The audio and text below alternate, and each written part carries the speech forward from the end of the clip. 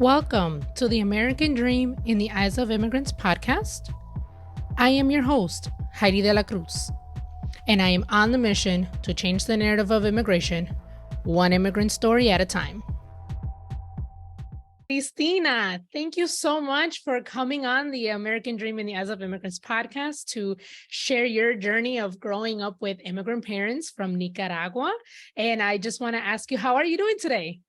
I'm doing good. I'm really excited to be on your podcast. Thank you to you and your audience for welcoming me into your space. And so I'm really excited to talk about my experience and, the experience of immigration in general, which is something that we don't talk enough about. So thank you so much for having the podcast topic for sure. I appreciate your time so much. And so let's just get started with giving a little bit of background about you, what you do in your childhood. So how was it growing up for Christina?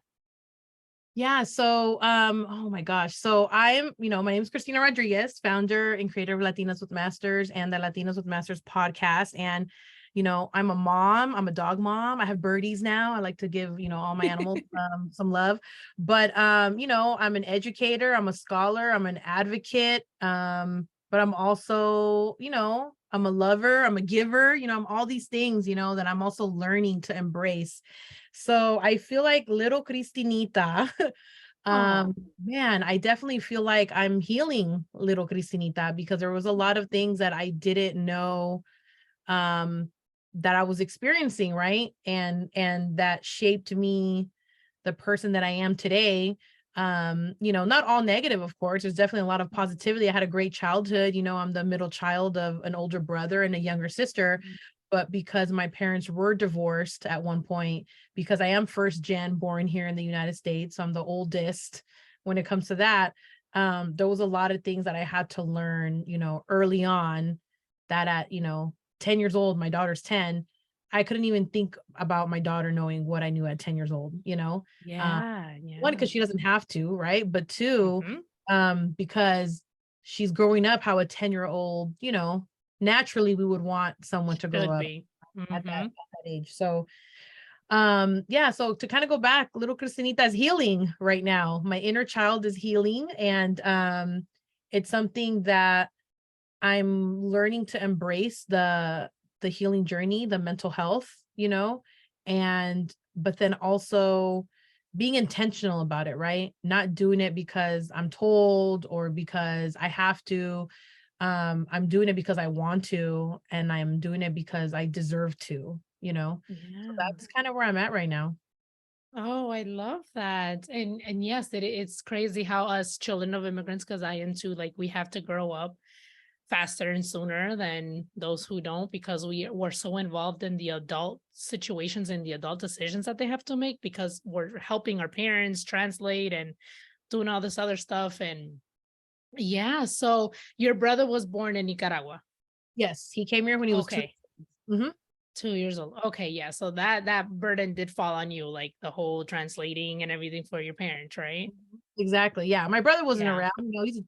We're 7 years apart. So already by then he's a teenager and doing his own thing, doing sanganas, honestly.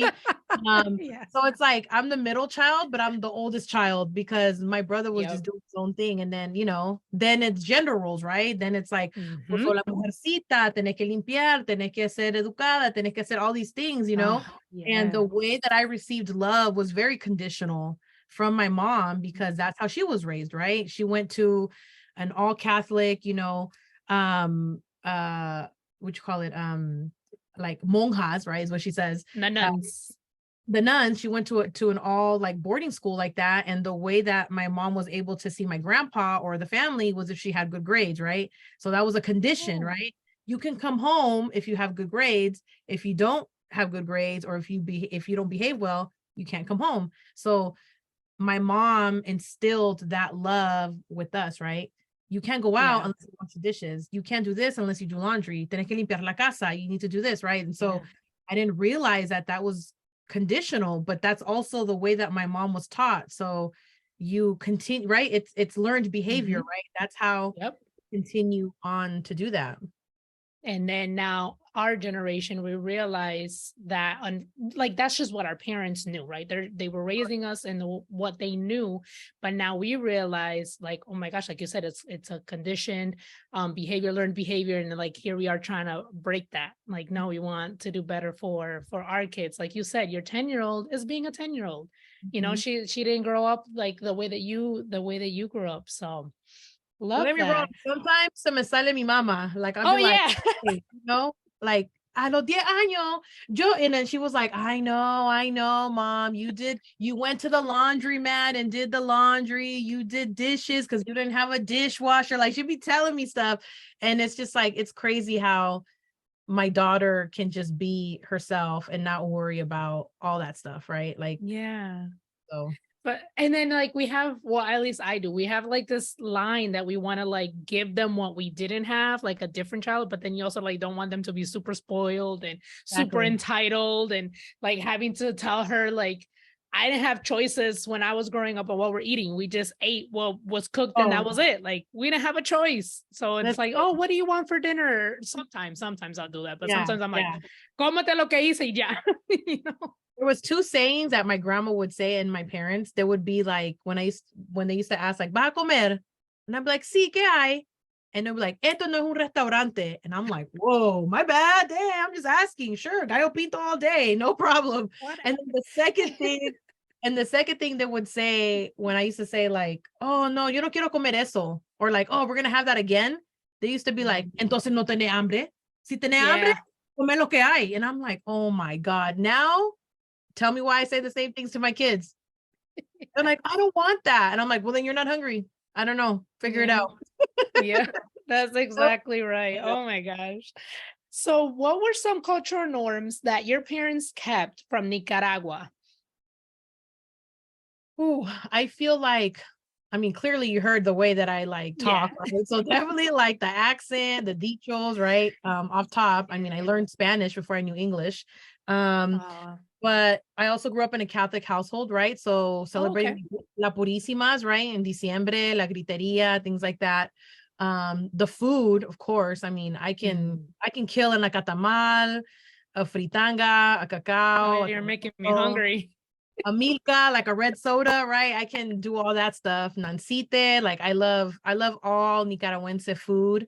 Oh, Um, Culturally, I feel like that I would love to learn more about Nicaragüense culture, but more along the lines of like indigenous and like Afro Latinidad that I want mm, to embrace. I definitely feel like learn more about my ancestors and stuff because I definitely yeah. feel the way that I show up right now definitely is based on the spirit of my ancestors that we don't speak enough of. Because it was taken away from us, the history was taken away from us, the language, the narrative, so that's something that I would love to continue to embrace, in my household with my kids and learn about my Nicaragüense culture. But the norms, yeah, definitely is the cultura, me using my hands, like all these things like are just all natural, Central American, being Latinos, like it's all there. Yeah. What were some American cultures that they adapted? Um, I feel like I always conflict with this because like what is American, right? Like Yeah. that's a whole other thing. Hmm. I'm gonna move on. But yeah, but American, I would say it was more along the lines of the privilege that you hold when society or when the United States identifies you as being American, right? So having access to Mm. education, having access to financial literacy, right? Having access to healthcare. I mean, those are all American, right? Or what America likes to consider that only Americans, quote unquote, get access to, right? And so I think that my parents were more instilling of like, you're American and you have rights, you have birthrights versus like the American culture of like food or whatever's considered American, honestly. I don't even really know. Because I'm from Yeah. California, from the Bay Area. I don't think there's really American over here, than like Midwest and everything else, honestly. But Yeah. yeah, I want to say American was more along the lines of you got to be a home buyer, right? A homeowner. You have to Oh have yeah. a degree. That's being American, in my parents' eyes, because that's what they were told what American is, right? So Yeah. I mean, there is that expectations really from the outside, like of what the United States is and what it's like to live here. So like when I have guests who immigrated. Oh my gosh. yeah, I tend to ask that. I'll ask them like, did you have any expectations of the US before you came here? And like what was, the difference between the expectation that you had and the reality? Because a lot of them do get, the expectations from like books and movies and TV shows and things like that. But it's like coming here, it's completely different than from a TV show and stuff yeah, like that. for sure. So you had a chance, you said you before we started recording that you've been to Nicaragua 3 times. I want to talk about the very first time you went. How was that experience? How old were you? Mhm. And yeah, just tell me all about that. The first time I went, I was 4 years old. I went with my tia Christina, que paz descanse. I'm named after her, Oh, right? I went with her, and my experience, when you're 4, you're a kid, right? So you're just yeah. exploring and you're learning. And I just remember going there, and even though I spoke Spanish, I spoke English too, so the things I Mm. didn't know how to say in Spanish, I would say it in English. And I just remember my cousins being like, I know, aquí no se habla en inglés, aquí estamos en Nicaragua, aquí no puedo hacer eso. And I used to be like, what? ¿Qué? Like, ¿qué pasó? Because I didn't say the exact term that they wanted me to say, right? Um, Yeah. but at 4 years old, I also got like eaten alive by zancudos, by mosquitoes. And that's when I Oh found no. out that I'm super allergic. So I am super allergic to mosquitoes, like puffed up, like all that stuff. So Oh my man. legs were filled with mosquito bites. And I remember my mom being livid, like, qué barbaridad, no mírate la niña, que no sé qué, but like, Yeah. zancudos, right? They're gonna get who they're gonna get. It's not my aunt's fault. No, I loved it. I have a beautiful memory of being 4 years old. I remember I didn't know that in Nicaragua there isn't hot water, right? There's barely water, first of all. Water gets shut off here and there, but there's definitely no hot Mm. water. So I didn't know that. So I refused to like take showers. I used to be like, no, el agua está helado, no me voy a, It's too like, yeah. cold. Yeah. So my grandma my abuelita Carlota would boil the water on the Mm-hmm. stove and then mix it with cold water, of course. And then like yo me bañaba like en la tina, like in a tub. Yep.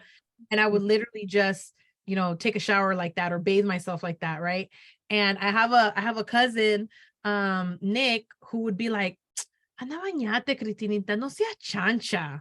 No sea chancha, anda bañate. And I used to be like, no, porque el agua está helado. But he didn't understand because my cousin, he got dropped when he was little, so he became mentally ill. But there's like a moment in time where he knows exactly what he's talking about, and he'll be like, hey, yo, you're not taking a shower. You got to take a shower because you stink. And then he'll You go said, back to like his normalcy. Yeah. So those oh are fun man. memories that I have. And so every time I would come, I go back to Nicaragua, my cousins would be like, ¿te acordás cuando tú estabas chiquita? No te gustaba bañarte. Aún no te gustaba bañarte. Ahora mira, es una sirena, solo en la playa quiere andar, solo al mar quiere ir. Like, bro is telling Oh, me. that's so funny. Yeah. Oh, it's not that you didn't like to, it's just it's cold. The water is cold for kids. Yeah. That I'm But American. Give me my hot water. If it's no, but I yeah. completely understand too. Like visiting DR when I was little, it was the same thing. There's no hot water. But then you think about it, it's like hot over there. So, it's like Yeah, that so it's cold good. water is Yeah. refreshing. Yeah. There's no hot water. And the same thing, I have memories with like my aunt, she's 3 years older than me. And así mismo, we used to take a shower like in the backyard, right? In the backyard with a Yeah. Latina Yep. and everything. So yeah, same thing. So I know exactly what you mean. Um, and so okay, so you've been back as you were older, right? Yes. Have you had the chance to take your daughter? I haven't. No, I definitely want to take my kids. I know that they want to go. Right now, Oh, my okay. son's obsessed right now with like foreign countries. And so he's like, I want to go to Costa Rica and Guatemala and Salvador. I'm like, you're 6, dude, or now 7, right? But yeah, they definitely want to go. The last time I went, I was in my early 20s, so it was quite a while when I went. But it definitely humbles you. I definitely feel like when you go when you're little and then you go when you're older, I Yeah. was able to understand a lot of these things like, oh, that's normal because we're in a Yep. third world country. This is a poor country, Yep. and things like Yeah. that. So I embrace the cold showers because of the hotness, right? With a good tonya, like give me some, I'm there like in the shower with cold water, drinking a beer. Like it is what it is, because it's so Yeah. hot. Yeah. Um, Exactly. but it humbles you real quick because I was the type of person, I'm still the type of person that I give the clothes off my back, If they're like, oh, tan Yeah. bonito tu arete, I'll be like, here you go, yours. Oh, tan bonito su sandalia. Done. No problem. And Wow. I remember when I was little bringing my Barbies and my cousins being like, oh, tatuani esto, está bonito, like, me lo da. And I used to be like, yeah, and my parents would see that and they would say like, oh, déjaselo a tu prima y cuando lleguemos te compro otro, right? Yeah. The, Yeah. the privilege of that, right? To come back and Yeah. oh, that can be replaced. And so because my parents always instilled that positive environment to give, you know, I feel like that's part of my love languages. I'm always giving, right? It could be a lipstick, it Yeah. could be like an earring, it could be anything. I'm always like, oh, dáselo a la Chela. Oh, mira, este le queda a la Rebeca. Like I'm always like constantly thinking of them. And it could be gently used or it can be new. And they're the fact that I thought about them, they're like, oh my God, muchas gracias. They Hmm. on Facebook, like, thank you for the lipstick. We don't have this brand out here, or thank you for the shampoo. Thank you Yep. for the anti-frizz. Like, like I'm there thinking Yeah. about like what would I want, and the fact that to them the American dream is having these possessions.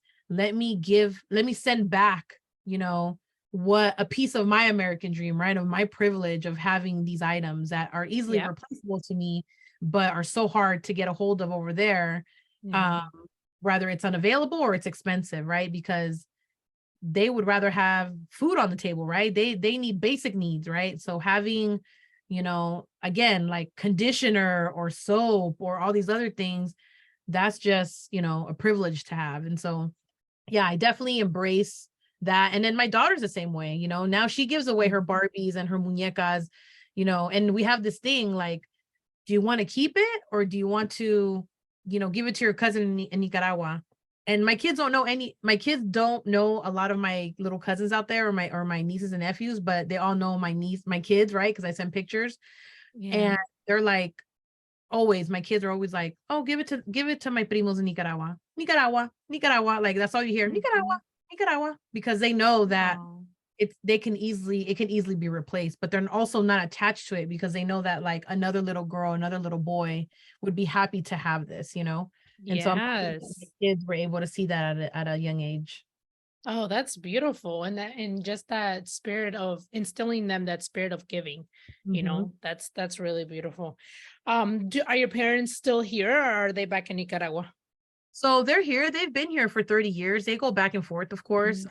Recently, they've retired and wanted to move back to Nicaragua. So they're kind of like in that journey of, do I want to go back to Nicaragua when I've lived here for 30 plus years? That's a Yeah. big, adjustment. And I feel like my parents are down the middle. My dad is more along the lines of, I sacrificed a lot to come to this country and, Yeah. now I have the privilege of retiring and just, being home with my grandkids and hanging out. And my mom is more like, I came to this country, I worked hard, and I earned what I needed to earn to go back to my country and be Mm. in the home that I built, and just Wow. live a life back in my country. So they're very like split in the middle. Um, so right now, yeah, they're deciding, and the fact that again, the privilege, and I'm gonna say this a lot, is the fact that they have the privilege to decide, right? Yep. Of I can go back if I want to go back, or I can stay if I want to stay because they're US citizens, right? Because they worked long enough in this country to have social security and have 401ks and, Mhm. income, right? So it's beautiful to see that journey of my parents, but also like I want them to be happy. So whatever they decide, Yeah. I want that's what I want for them. What did they work in? So my dad worked in housing. So he worked as a maintenance supervisor for 30 years. And then my mom, when she came here, she started working in cleaning, like cleaning houses. She did it for a lot of families, like in San Francisco. And then she started working in hotels. And so then she became a housekeeper. And then after that, my mom transitioned more into retail. So she did a lot of retail jobs. And so then my mom is semi-retired. She still works retail and you know, and wants to go back. And then my dad is fully retired, and he's like, look, I did the hard labor, I'm done, you know. And so Yeah. that's why when I see like hotel, you know, people on strike, you know, and or when I see things about housing, it's like I'm a product of that. I'm a product of Yeah. like hard labor, you know, Yeah. like that was given to us. We earned every penny, you know, that my parents, you know, worked for. And so yeah, I definitely, when I see the janitor, when I see the housekeeper, like I say hi to them like anybody else, you know, they get Mhm. Mhm. utmost respect from me 1000% over anybody else, you know. Yeah. Yeah. Yeah. I mean, you saw the hard work that it takes firsthand seeing your parents work in that industry. So Absolutely. definitely. You mentioned earlier, you talked a little bit about the American dream. So I wanted to ask you, what does the American dream mean to you? Ooh, girl. What does the American dream mean to me? I feel that our generation is changing the narrative of what the American dream means, right? Mm. I feel like the way that the American dream was instilled in my parents, right, coming here, and I feel Mhm. like definitely with um, you know, immigrants that come to this country is the American dream is you having an education and you being a homeowner and having this white picket fence and knowing the English language. But, you know, I feel like we're changing the narrative of what the American dream means, right? You don't have to be a homeowner to be considered an American. I actually grew up in an apartment my whole life. I am a first time home buyer. So even this is new to me, Yeah. you know? Um, and so I feel that I'm still defining what the American dream means for my kids. Um, I will share this that when I was little, my mom used to say that I wasn't Nicaragüense. She would say that I was American, and I used to get really mad at her because I used to be like, "What? Mm. Like both of you are from Nicaragua? I've been to Nicaragua. Like my grandparents are Nicaragüense. Like what do you mean?" And she used to say that, "Vos sos americana, vos sos americana." And as I got older, I started thinking about it, like, wow, what my mom was trying to say is that I have I have birthrights of being American, right? And I started Yep. thinking about all these things that my parents were probably told they weren't American enough, right? Because they didn't speak perfect English, because they did not have US citizenship at the time, because they don't have a college degree, you know, so you can't get that promotion. And now my mom is telling me, you're American, you speak English, right? Nobody can tell you you don't speak English, right? You know, nobody Yep. can tell you you're not a US citizen. You were born here. No one can tell you that you don't have an education or you can't get an education, because you have every right, right? There's not going to be barriers of you as far as applying to college. You're not going to have any barriers that you can't go to college, right? So um I learned that later on, right? Part of the little Cristinita healing is like, wow, what my mom was trying to say was, right, that you have privilege more than I did because vos sos americana. So don't let anybody tell you that you're not, because you are just as American as someone with blue eyes and blonde hair, you know, is what really she was trying to tell me, right? And Yeah. so here I am as a mother. How do I instill that in my kids, right? My kids are very proud to say that they're Nicaragüense and Mexican, right? But then I'm also saying like, but you're also American. And then Mhm. this is why. So the difference is like I'm sharing the why, right? And then this is why, you know? And maybe it was because my mom didn't have the language or the terminology to be like, this is why, you know, it was just more along the lines of like, do as what you're told, you know, I'm telling you you're American and accept it and run with it, you know? And Yeah. so it took a lot of me to understand what that really meant. You talking about how your mom said that reminded me of the picture that came up in my memories that I shared on Threads. I think it was like a week or so ago. It was just like the daughter of immigrant, like you belong. So her Mm, saying like you, tú eres americana, yes. like you're American, it's like you belong. So the picture I pulled it up. It says you belong in the boardroom, in Congress, in the doctorate program, in your favorite exercise class on the top 10 list. You don't have to look like them and speak like them. You belong because you are, and that is enough. So Yeah. like your mom was telling us, like you're American, like pretty much like, you belong, girl, like, That's unpacked own there, it. girl. Yeah, I remember liking that post actually on Threads, which that's where we met, right? Oh, But no, yes, yes. definitely that spoke a lot, and Hmm. by you posting that, you know, and me seeing that, that's like little Cristinita seeing that, right? Like seeing a role model Yeah. and being like, wow, she looks like me, and this is what she's telling me, right? My daughter looks at that, right, and say the same thing. Hmm. But now that's what you're doing, right? Now we're definitely now changing the narrative of like what representation looks like. It's not what society Yes. wants us to look like and what we've been oppressed to look like or be like, Hmm. deserve to be in any and all spaces. Yep. Yep, exactly. So, would you give or can you give some advice for those of us who are child of immigrants who were born here, have immigrant parents, but we struggle with that identity issue with like, I'm American, but then I'm Nicaraguense or Dominican, like any advice for those of us? Yeah, first and foremost, show up as your authentic self, honestly. Mm. Like I definitely feel like growing up, I was almost conditioned to choose, right? Are you American or are you Nicaraguense, right? In school. Mm. And I used to be like, why can't I be both? I don't understand why I have to pick one, right? Yeah. And so that would be my second advice would be that you can be all identities, if you're even digging deeper with my husband's side, like we ended up finding out that like his grandma's Salvadorian and then his mom was born in Guatemala, but then raised in Mexico, but his dad is he's all of those things, right? Why can't we be all those things? Why does it have to be one or the other?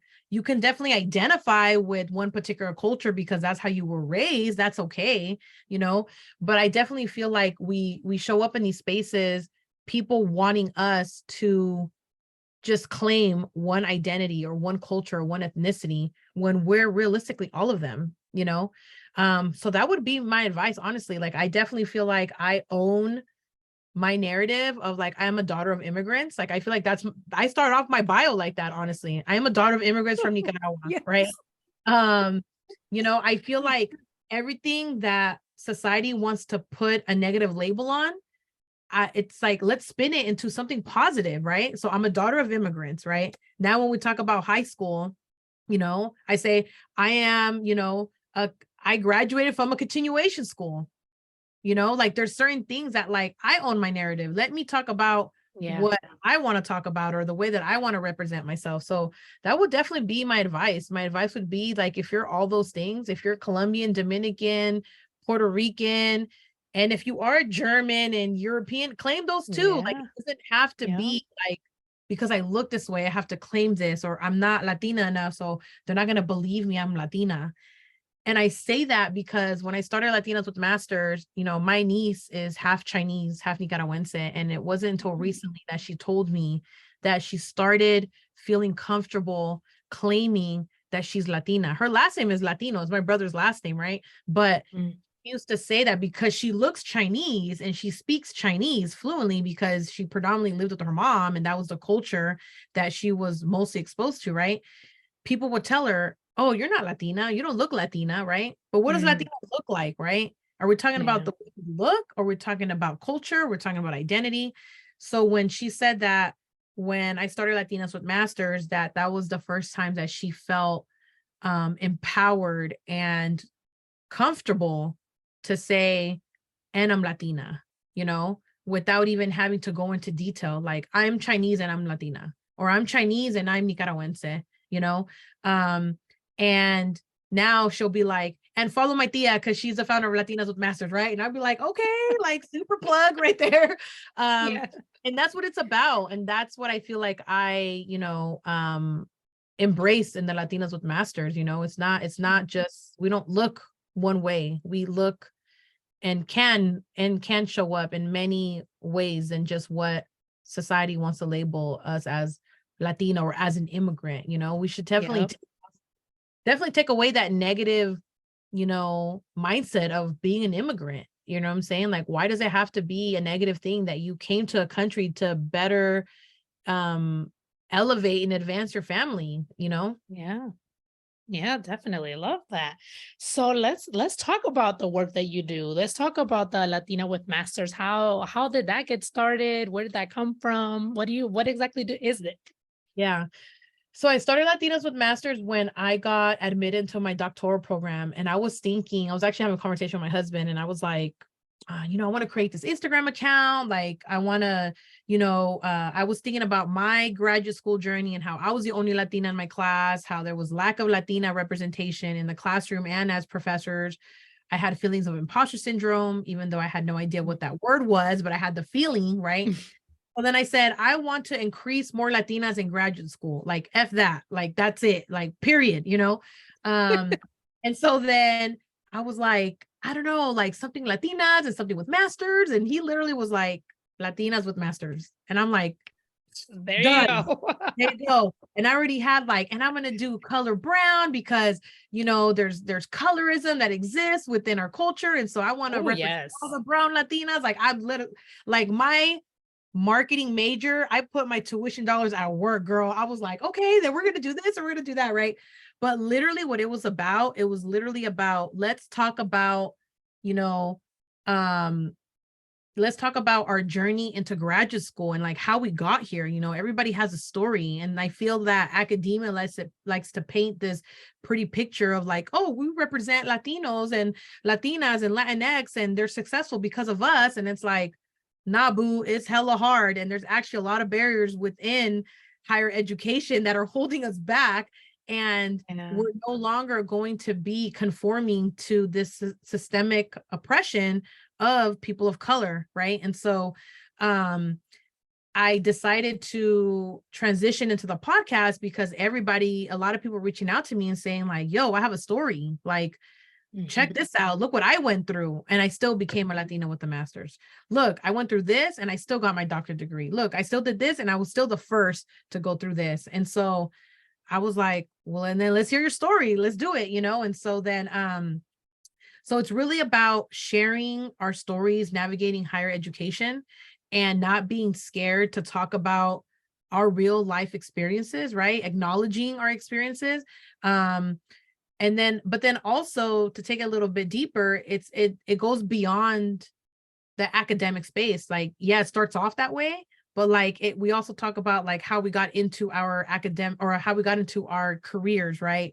Yeah. How we're navigating, graduate school and being a mother, how we lost a parent, how, they decided to share that, they're LGBTQ. Like, there's a lot of narratives that are not being told for us and by us, with the possibility that can also be them.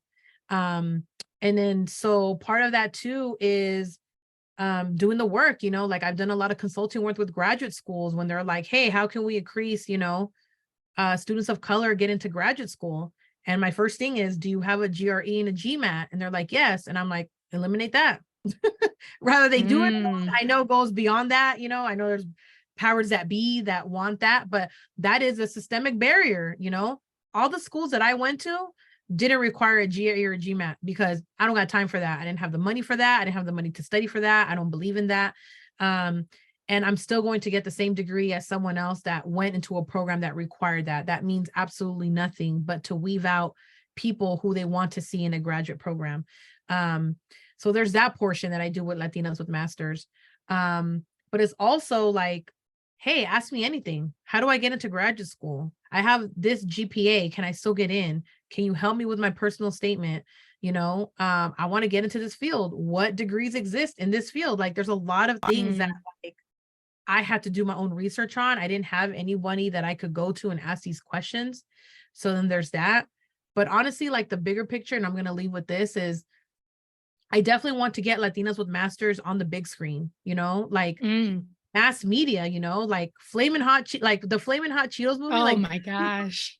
Inspired me. Like, I had that opportunity to like talk to Eva Longoria, and then she was like, hey, I'm also a Latinos with Masters. How come I'm not part of it? And I'm like, listen, girl, you were the first person I posted. Like, what are you talking about? It's like automatic VIP, like member, but that's what I'm trying to do. Like, I'm trying to put our stories in a big screen. Like, yes, there's this, Latinx culture and history, but there's also Latinx culture and history as educators, as scholars, as all of the above, why can't our story be on the big screen? Why can't someone like me and you that created a podcast, that are first generation to go to school, that all these things, why can't that be a story? Why can't that be a positive story on the screen for someone like our kids to be like, oh wow, like my mom also has a master's, and this person's on the screen talking about they have a master's.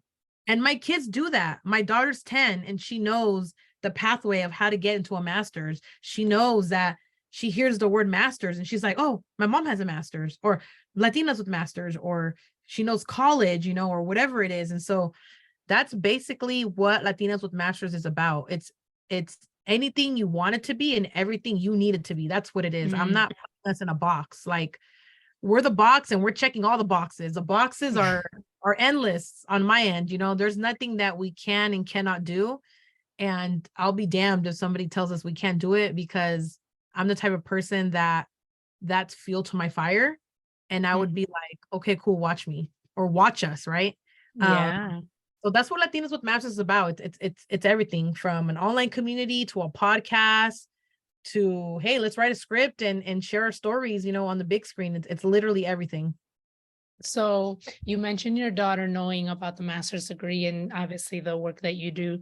How do I phrase this question? Like, do you expect her to also get her master's, or would you be okay if she decided like that's not what she wanted to do? That's funny you say that, because we talk about that all the time at the house. There's times when I see her, kind of like not giving up, but kind of being like, why am I doing this? Like, I don't get it. Like, I don't want to do this no more, And then my husband will be like, hey girl, you better like, get your stuff together, because you're a Latina with masters, like you're going to be president of Latinas with masters. You're going to, take over Latinas with masters. Right. And so we're creating like this, like we're instilling this in her, like you're right. She's seeing this 24/7, right? I would like to believe that she would want to get a master's because of what she sees. Not only me, she sees you guys. She sees the Instagram accounts. She sees my phone, she's listening to this. She's listening to the podcast. Like, you guys are also motivating my daughter, and so I would hope that she would want to get a master's, but honestly, if she doesn't, that's okay too, because what I'm here to do is to accept and embrace her journey. And if that doesn't include a master's or a college degree, I want my daughter to be successful. I want her mental health to be, well and healthy. But honestly, if you ask her now, she says that she wants to be a nurse. She wants to be like, I'm kind of helping her understand like what a nurse practitioner is, or a physician assistant, because we also need more Latina representation there. Yes, right? We do. So that's what she wants to do, because she says she wants to help people, like she loves helping people, and she doesn't like people being hurt. And so then I tell her there's a master's for that too. There is master's in nursing, but yeah, so that, thank you for asking that, because it's something that I ask myself a lot every day. Me and my husband talk about it. And I think at the end of the day, we just want our kids to be happy and healthy and safe. But should they decide to, follow that path, they know that they have me and an entire community to look back on, to be like, you know what, let me see what that looks like. Let me explore this a little bit more, Yeah, for sure. And I asked that too, because I have a master as well. And so my daughter sees me with everything that I do. And she saw me go, I did my master's online. So she saw me do my schoolwork every single day. So it's something that I've thought about myself. It's like, I would want her to go to college. To me, education is huge. And Absolutely. Not even just college degree. It's just like learning, like being willing to learn about different things, because knowledge is one thing that no one can take away from you. And if one thing fails, and you know what, you have knowledge to go do another thing, and like no one can take that away from you. So I'm very, very big on education. So I asked that, for myself too, is like, I would love for my daughter, she's 9. So I would love for her to go to college. She wants to be a teacher. And so obviously she would, do her bachelor's, but I would love for her to get her master's. That's something that and then again, if she does decide that she wants to do that, I'll be able to help her. There's a whole community behind her, but if not, I mean, as long as, she's getting education, like always bettering herself is really what I strive to do. So yes. So I appreciate so much your time today, your story. Where can people get connected with you if they want to reach out? So you can definitely visit my website at latinaswithmasters.com. You can follow me on social media, on Instagram, LinkedIn, Facebook, now Threads, right? Which is like a super cool place now. We'll see how long that lasts. Hopefully it lasts, but yeah, I feel like I provide a little bit of different things in different spaces, right? Because I have different audiences. And then definitely the podcast, the Latinas with Masters podcast. And listen, and you will see me on the big screen, like I'm throwing that manifestation affirmation out there, that hopefully you're listening to this podcast and, you see me and Heidi on the big screen one day, and you'll be like, you know what? I remember listening to a podcast, and then now they're on the screen. Like, what? Like I remember listening to this journey. And I feel like that's the beauty of it when we can encourage and support each other and, it be, collaboration over competition, and then be like, oh, that's my homegirl. Oh yeah, that's my homegirl. Oh, that's my homeboy. Like, I love it when I see other people that look like us succeed, because we know the grind, we know the hustle, we know the journey, and everybody deserves to be where they want to be. And so then, so I'm definitely throwing that out there in the universe. Yes, definitely. I will include all your links in the show notes and in the show description. And thank you, Christina, once again for your time and your amazing story. You will be on the big screen. I can see it already. Latino with Masters, you're going to go far. I can see it already. And obviously, once you make it, don't forget about me, the little people. No, I'm kidding. Absolutely no. I'm like, hey, girl. So I'm gonna need somebody to like be a podcast host on this series. Right? We're all going to show up as our authentic selves. It's going to be, real for sure. I love it. All right. Well, thank you. And you have a great rest of your day. Okay. You too. Thank you, everyone. Bye.